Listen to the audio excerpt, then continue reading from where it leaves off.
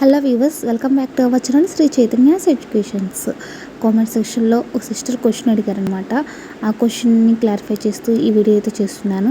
మీకు ఏమైనా డౌట్స్ ఉంటే ప్లీజ్ కామెంట్ సెక్షన్లో అడగండి, వాటిని వీడియో రూపంలో అయితే తెలియజేస్తానమాట.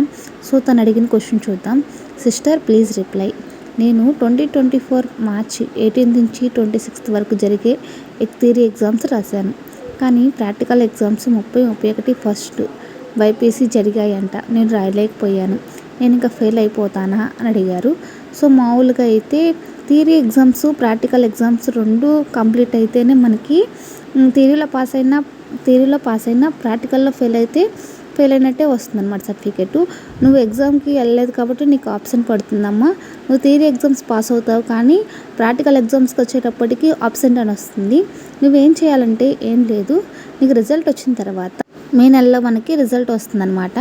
ఆ రిజల్ట్ వచ్చిన తర్వాత నువ్వేం చేయాలంటే రిజల్ట్స్ తెలుస్తాయి అందరికీ. అప్పుడు మనకి ఒకవేళ ఫెయిల్ అయిన వాళ్ళకి, అంటే మార్క్స్ తగ్గిన వాళ్ళకి మళ్ళీ సప్లిమెంటరీ అని బెటర్మెంట్ అని ఉంటుందన్నమాట. అప్పుడు నువ్వేం చేయాలంటే బెటర్మెంట్కి అప్పుడు ఫీజు కట్టుకోవచ్చు అనమాట. ఆ 3 బైపీసీ అంటున్నావు కాబట్టి బోటనీ మొత్తం నీకు 3 ప్రాక్టికల్స్ ఉంటాయి. బోటనీ, జువాలజీకి, ఫిజిక్స్, కెమిస్ట్రీ అనమాట. సో వీటికి నువ్వు ఫీజు కట్టేసుకున్నావంటే సో నీకు నెక్స్ట్ జూన్, జూలైలో మనకి ఎగ్జామ్స్ అయితే జరుగుతాయి అనమాట. సో ఆ ఎగ్జామ్స్కి అటెండ్ అయిపోయావంటే నువ్వు ఈజీగా పాస్ అయిపోయినట్టే. సో నీకు లాంగ్ మెమో అనేది ఫస్ట్ షార్ట్ మెమో వస్తుంది, తర్వాత లాంగ్ మెమో వస్తుంది అనమాట.